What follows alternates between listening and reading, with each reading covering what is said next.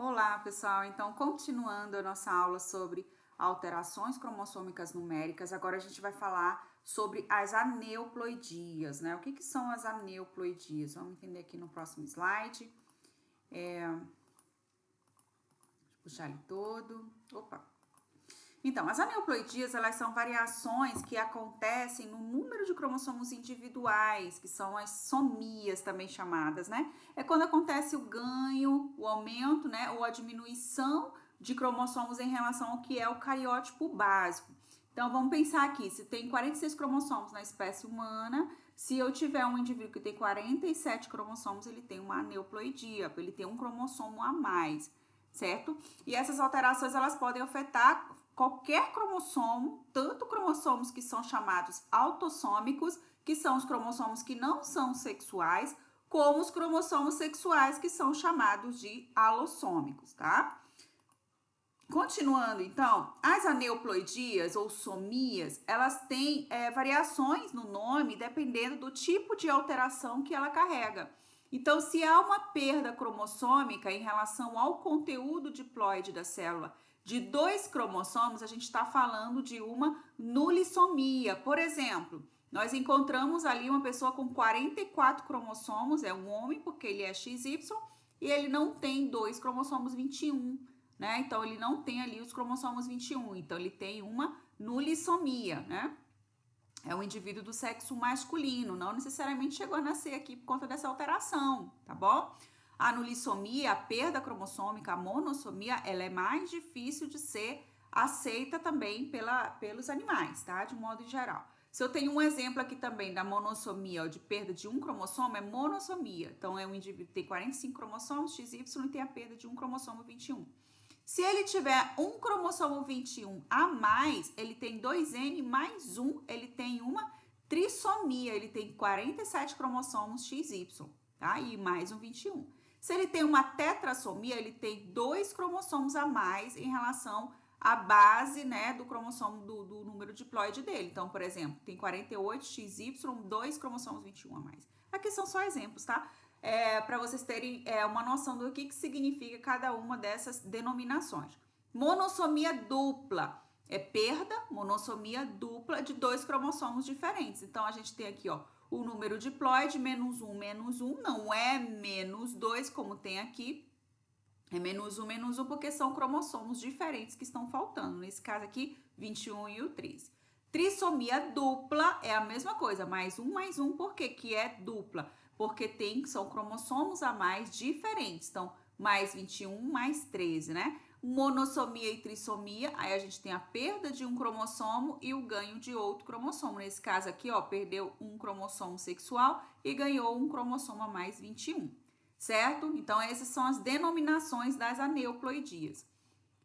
Ali são exemplos e pode acontecer em qualquer indivíduo, em qualquer espécie, tá? Lembrando que os mecanismos para que aconteça esse tipo de alteração, as aneuploidias, existem vários mecanismos de ocorrência.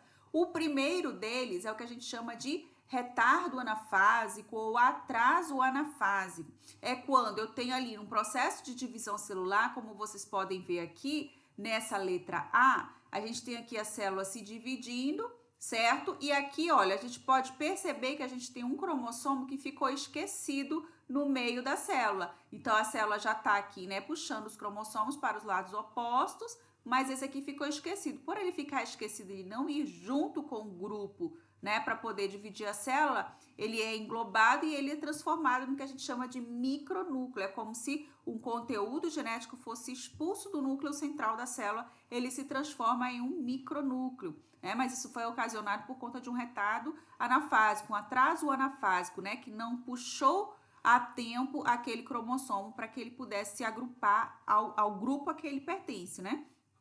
Então, nesse caso, essa parte aqui de cima vai ter menos um cromossomo, essa daqui vai estar normal e o micronúcleo vai estar com o cromossomo que ficou atrasado, tá bom? A não disjunção. A não disjunção, ela pode acontecer também nesse processo de divisão celular. A não disjunção, ela pode ocorrer em qualquer célula que esteja em divisão. Lembrando, o que é disjunção na mitose? É não disjunção das cromátides irmãs do mesmo cromossomo. E se fosse na meiose 1, é não disjunção do cromossomo homólogo, tá? Então, quando eles não se separam, eles vão juntos para um dos lados da célula. E quando isso acontece, isso provoca alteração no tipo aneuploidia. É o que está acontecendo aqui, ó. Esses cromossomos, ó, não houve uma disjunção correta. Então, era para ir 2 para lá e 2 para cá. Foram 3 para esse lado e 1 ficou aqui. Então, esses 2 cromossomos, eles foram juntos para o mesmo polo. Era para ter vindo 1 para cá e 1 para lá. Então, o que aconteceu? Aqui a gente vai ter, então, uma célula, vai gerar, né? Essa divisão vai gerar uma célula com um cromossomo a mais e aqui uma outra célula com um cromossomo a menos. Então, vai causar também as aneuploidias, tá? Lembrando que isso pode acontecer na meiose, quando há separação dos cromossomos homólogos, assim como também pode acontecer na mitose, ó. Aqui é uma não disjunção das cromátides irmãs, que também vai gerar a alteração, né? Vai ter um cromossomo a mais aqui, vai ter um cromossomo a menos na outra célula. Aqui seria o quê? Pareamento errado e segregação anômala na meiose 1. Olha só, esse cromossomo aqui é homólogo desse, mas ele não está pareado em conjunto. Ele não estando pareado em conjunto, ele vai segregar de maneira diferente. Concordam comigo? Esses dois aqui, ó, estão pareados. Esses aqui também estão pareados. Eles vão ser puxados de maneira correta para os polos opostos. Porém, esse daqui não vai. Ó, aí ele vai optar. Ou ele vai para lá, ou ele vai para cá, né? Aqui aconteceu do quê? 1, 2, 3, 4. De 4 cromossomos irem lá para cima e 2 para cá para baixo. Era para ir 3 para um lado e 3 para o outro. Então, nesse caso aqui, vai ter um cromossomo a mais nessa célula. Então, ela vai ter um conjunto genético com mais um cromossomo. E aqui embaixo vai ficar faltando um, né? Vai ser, então, N-1. Lembrando, pode acontecer em qualquer par cromossômico, tá?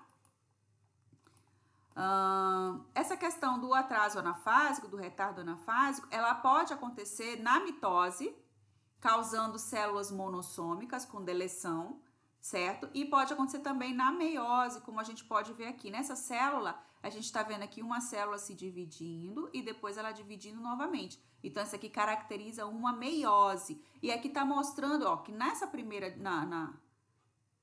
Opa, não é meiose não, né? Aqui, é na mitose, não é na mitose, gente? Ó, aqui tá só... É na mitose. Por que eu sei que é mitose, gente?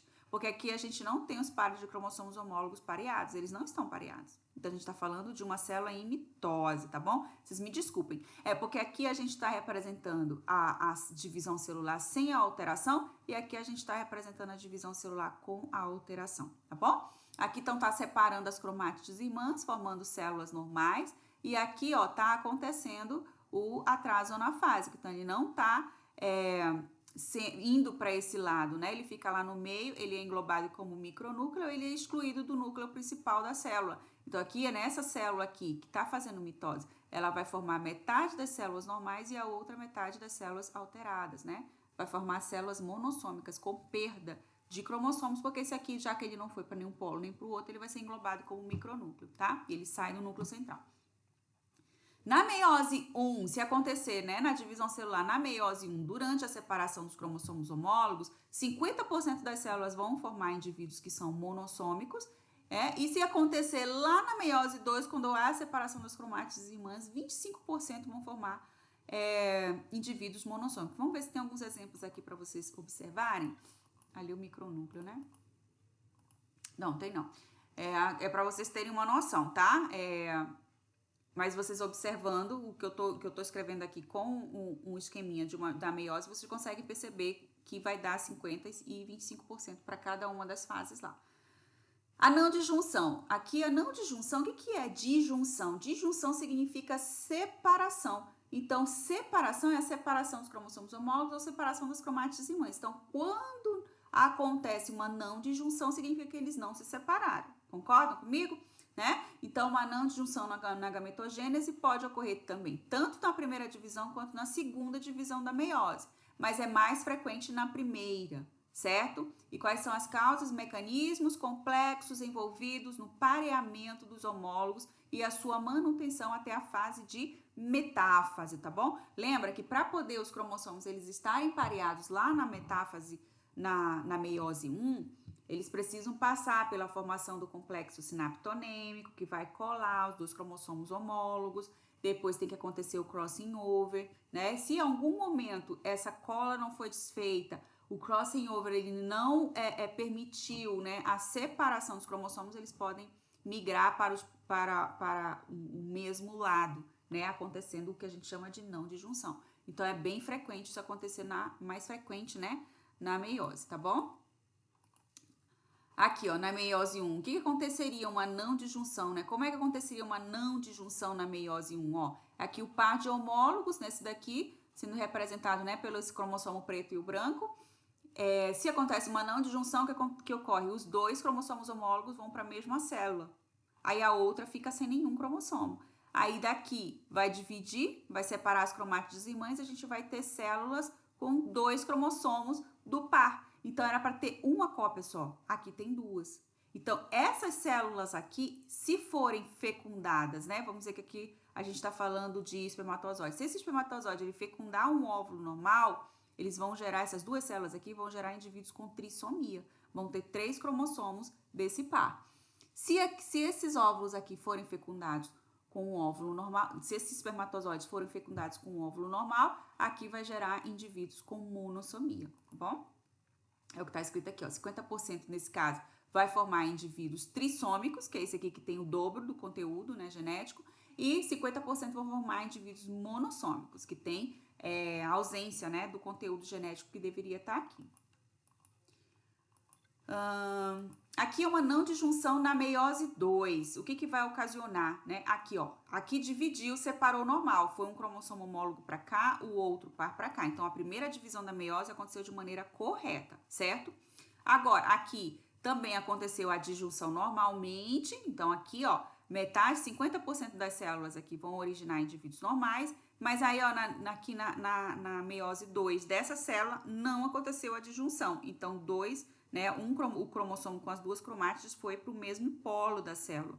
Então, esse indivíduo que está aqui, ó, esse espermatozoide que foi formado aqui, se fecundado com um óvulo normal, vai formar indivíduos trissômicos, porque se ele é normal, ele vai ser igual a esse aqui, ó, vai ter uma cópia só, né, o óvulo. E se esse espermatozoide aqui, ele for fecundado ele for fecundar um óvulo normal, ele vai formar indivíduos monossômicos, tá bom? Então, ó, nesse caso, quando acontece uma não disjunção na meiose 2, 50% dos gametas vão ser normais, esses aqui, metade é normal, e a outra metade, 25%, vão se tornar trissômicos e 25% vão se tornar, vão formar, né, indivíduos trissômicos e aqui 25 monossômicos, tá bom? Erros na meiose. Bom, esses erros, na meiose não, na mitose, né? Esses erros na mitose, eles podem ocorrer no período do desenvolvimento embrionário do indivíduo. Lembra, gente, ali, quando tem o óvulo e o espermatozoide fecunda, vai formar um zigoto, esse zigoto vai começar a se multiplicar diversas vezes para começar a formação de um embrião.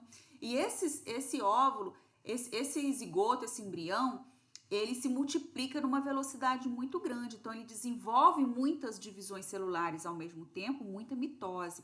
Então o erro pode acontecer, tá? Então, às vezes a pessoa ela surgiu de uma estrutura em mosaico a partir de mitose. Como assim, professora? O que é isso? É porque assim, às vezes o indivíduo ele nasce com alteração porque a alteração já era proveniente do gameta, certo? Mas às vezes o erro não está no gameta, o erro está na mitose consequente à formação do embrião. Então, se o erro acontecer durante a formação do embrião, aquelas células que foram originadas a partir daquele erro, elas vão continuar com o erro e elas vão formar o indivíduo com essa alteração. Mas a gente já tinha células normais, então essas células normais também vão formar o indivíduo, só que elas vão, né, todas as células derivadas a partir dessa célula normal vão ser normais. Então, o indivíduo ele vai se tornar um mosaico, né? Ele vai ter células normais, ele pode ter células trissômicas, né, que são provenientes da alteração, ou células monossômicas, que são provenientes dessa não disjunção ali na mitose, tá?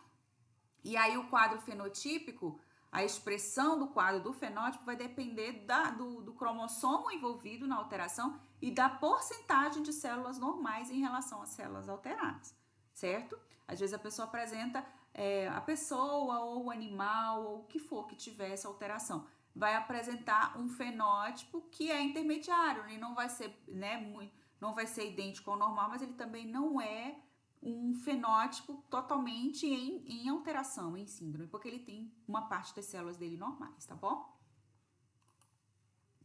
Exemplos aqui de aneuploidias, né? Aqui a gente tem síndromes humanas, que vocês talvez já tenham ouvido falar, síndrome de Down, que é quando tem a trissomia do 21, 3 cromossomos 21, síndrome de Turner, que é quando é X0, né? O Y, é uma menina, mas ela não tem um segundo X. A síndrome de Klinefelter tem 2 cromossomos X e um Y, né? É um menino, mas ele tem também alteração porque ele tem um cromossomo X a mais. Em cavalos, né? Qual que são os exemplos mais comuns que acontecem em cavalos? São as aneuploidias, elas são comuns e geralmente elas podem gerar infertilidade, né? Os indivíduos que geralmente têm as aneuploidias, esse tipo de alteração, eles podem sobreviver dependendo do cromossomo que está envolvido na alteração. Tem alguns cromossomos que não é compatível com a vida, porque eles são essenciais para a manutenção da vida, mas tem alguns que é compatível. Mas sempre que tem essa ausência de cromossomos, o indivíduo ele vai apresentar alguma alteração fenotípica. O fenótipo vai expressar uma característica diferente da característica que é normal, tá? Nesse caso aqui, ó, a gente tem problemas de infertilidades em éguas. A gente tem a digenesia gonadal ou síndrome de Turner equina, que causa infertilidades em éguas. Aí a égua tem, ao invés de ter 64 cromossomos, tem 63, tem um cromossomo X e não tem o 0. É como se fosse a síndrome de Turner, né? É a síndrome de Turner equina, né? Que é muito parecida porque é o mesmo cromossomo que está alterado. Então ela sobrevive, mas ela é infértil. Tem a genitália infantil, não consegue se desenvolver, não consegue desenvolver um novo organismo dentro dela, né? Não consegue formar um bebê. Fenotipicamente, o que elas podem parecer? Ó? As éguas são fenotipicamente intersexos, né? Tem 3 possibilidades. Aqui a primeira possibilidade, na letra A, com esse tipo de alteração. Qual é o fenótipo, né? Então, as éguas que têm esse tipo de alteração, que são 63X0, elas são fenotipicamente intersexo e anatomicamente aberrantes. Então, elas têm uma anatomia que ela não é feminina nem masculina, é uma mistura ali de característica entre o sexo masculino e feminino. Outra forma de expressar o fenótipo com essa alteração. As éguas têm um fenótipo externo normal, ou seja, a genitália, né, feminina, né, é normal, mas as gônadas, internamente, o sistema reprodutivo é infantil ou é aberrante, não é bem formado. Então, não é capaz de originar um descendente fértil, né? Não é capaz de originar um embrião dentro dela. E o terceiro caso, né, que pode acontecer em relação a essa alteração é que as éguas elas aparecem anatomicamente normais, mas apresentam anomalias na função reprodutiva, que envolve a questão da própria ovulação, né, da liberação do óvulo e o próprio óvulo também carregar alterações, então não consegue ser viável. Ainda em cavalos, outros exemplos, a gente tem aqui a reversão sexual, é um indivíduo que tem 64 cromossomos, é XY, mas ele apresenta, ele é considerado um intersexo porque ele tem um pseudo-hermafroditismo. Então, tem 64 cromossomos XY, mas quando ele apresenta uma genitália que não que é como se tivesse, né, genitália tanto feminina quanto masculina junto, ele é considerado, então, um intersexo, tá? O fenótipo é intermediário entre macho e fêmea, pois aí eles são mais altos e musculosos do que as fêmeas, porém há na região sexual uma vagina com pênis hiposplásico, né? Substituindo o clitóris. Então, é como se tivesse ali uma genitália, né, ambígua. Então, ele parece macho, porque tem características fenotípicas de macho, porque ele é um XY, né, tem características musculares, características corporais de um cavalo, né? Porém, a região da genitália é uma região feminina, é uma vagina, e o clitóris, ele não é curto, como é na maioria das vaginas, ele é semelhante a um pênis, entenderam? É nesse caso que acontece esse tipo aqui de intersexo com 64 cromossomos XY. E aqui nesse caso, provavelmente, olha só, 64XY parece ser um caso normal. Provavelmente tem alteração genética dos genes que estão envolvidos na diferenciação sexual, que estão nesses cromossomos sexuais, tá? Beleza, pessoal? Aí a gente finaliza, então, essa aula aqui sobre as aneuploidias e depois a gente vai para as aulas de rearranjos cromossômicos estruturais na próxima semana, tá bom? Até mais, tchau, tchau!